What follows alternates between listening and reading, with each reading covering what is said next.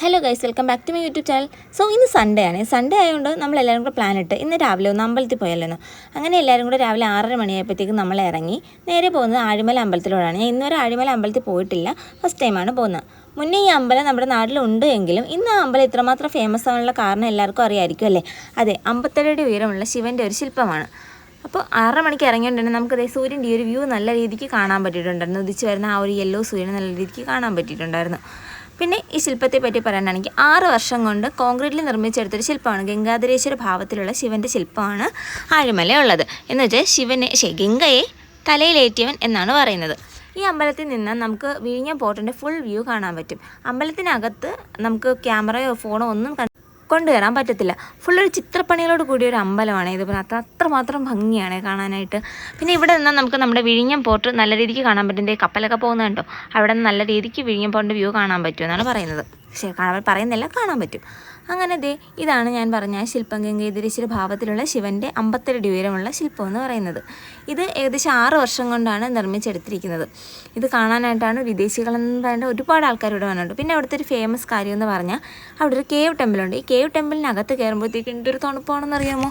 പക്ഷേ അതിനകത്ത് നമുക്ക് ക്യാമറ അലൗഡ് ആയിരുന്നെങ്കിൽ നിങ്ങൾക്ക് കാണിച്ചാൽ ഒരുപാട് കാര്യങ്ങളുണ്ട്. അത്രമാത്രം അടിപൊളിയാണ്. ആരെങ്കിലും ആഴിമല പോകുന്നുണ്ട് എങ്കിൽ എന്തായാലും 100 രൂപയാണ് ഒരാൾക്ക് ടിക്കറ്റ് ചാർജ് വരുന്നത്. അതിനുള്ളിൽ കയറിയിരുന്ന് കാണേണ്ട ആ സംഭവം തന്നെയാണ്. സംഭവം അത് ഗുഹയ്ക്കുള്ളിൽ കോൺക്രീറ്റിലാണ് നിർമ്മിച്ചിരിക്കുന്നത്. ഇന്ന് നമുക്കൊരു പാറക്കെട്ടിനുള്ളിലൂടെ പോകുന്ന ഒരു ഫുൾ AC ഒക്കെ വെച്ച് സൂപ്പറാണ് ഇത് കാണാനായിട്ട്. അങ്ങനെ നമ്മൾ അവിടെ നിന്ന് തിരിച്ചിറങ്ങിയിട്ടുണ്ട്. അവിടെ കയറുമ്പോഴും ക്യാമറ അടവില്ല. അപ്പോൾ ഒരു സഞ്ചിക്കകത്തിട്ട് നമ്മളെ ഫോണും എല്ലാം കൂടെ വാങ്ങിച്ച് നമ്മുടെ കയ്യിൽ തരും. അങ്ങനെ ഇതാണ് ആ അമ്പലത്തിൻ്റെ വ്യൂ എന്ന് പറയുന്നത്. നമ്മൾ ഇപ്പുറ സൈഡിൽ നിന്നിട്ട് എടുത്തതാണ് ആ വ്യൂ. കണ്ടില്ലേ, ഇതാണ് ഈച്ച് ആൻഡ് യുണീക്കായിട്ടുള്ള ഒരു പീസാണ് ഈ ഒരു ശില്പം എന്ന് പറയുന്നത്. അതുകൊണ്ട് തന്നെയാണ് ഇത് ഇത്രമാത്രം ഫേമസ് ആവാനുള്ള കാരണം. അവിടെ നിന്നുള്ള വ്യൂ ആണ് നമുക്ക് അറബിക്കടലിൽ നല്ല രീതിക്ക് കാണാൻ പറ്റും. അങ്ങനെ അവിടെ നിന്ന് ഇറങ്ങി നമ്മൾ പിന്നെ ഗുഹാക്ഷേത്രത്തിലൊക്കെ പോയി തിരിച്ചിറങ്ങിയിട്ട് പിന്നെ വീണ്ടും നമ്മൾ നേരെ മുകളിലോട്ട് വന്നാലും നമുക്ക് പുറത്തിറങ്ങാൻ പറ്റും. ആ ഗുഹാക്ഷേത്രത്തിൽ പോകുന്ന എൻട്രിയാണ് കാണുന്നതിനുള്ളൊരു ക്യാമറ അലൗഡ് അല്ല. പക്ഷേ ഇതാണ് ആ എൻട്രി എന്ന് പറയുന്നത്. ഇത് നമുക്ക് ഗുഹാക്ഷേത്രത്തിനുള്ളിൽ നിന്ന് കിട്ടിയ ഒരു പ്രസാദം പോലെ കിട്ടിയതാണ് ഈ ഒരു രുദ്രാക്ഷം. അങ്ങനെ അമ്പലത്തിലെ എല്ലാ കാര്യങ്ങളും കഴിഞ്ഞിട്ട് പിന്നെ നമ്മൾ നേരെ പോയത് ആര്യാസിലോട്ടാണ്.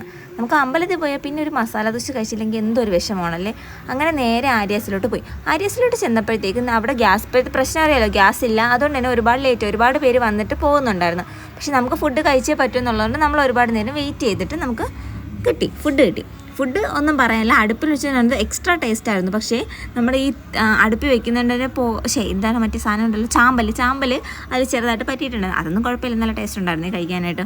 പിന്നെ അതെല്ലാം കഴിഞ്ഞ് നമ്മൾ നേരെ പോയത് രാമേന്ദ്രനിലോട്ടാണ്. നമുക്ക് കുറച്ച് ഷോപ്പിങ്ങും കാര്യങ്ങളൊക്കെ ഉണ്ടായിരുന്നു. അങ്ങനെ നേരെ പോയത് രാമേന്ദ്രനിലോട്ടാണ്. അവിടെ ചെന്നപ്പോഴത്തേക്ക് രാമേന്ദ്രൻ തുറന്നിട്ടുള്ളതൊന്നും ആരും ഇല്ലായിരുന്നു.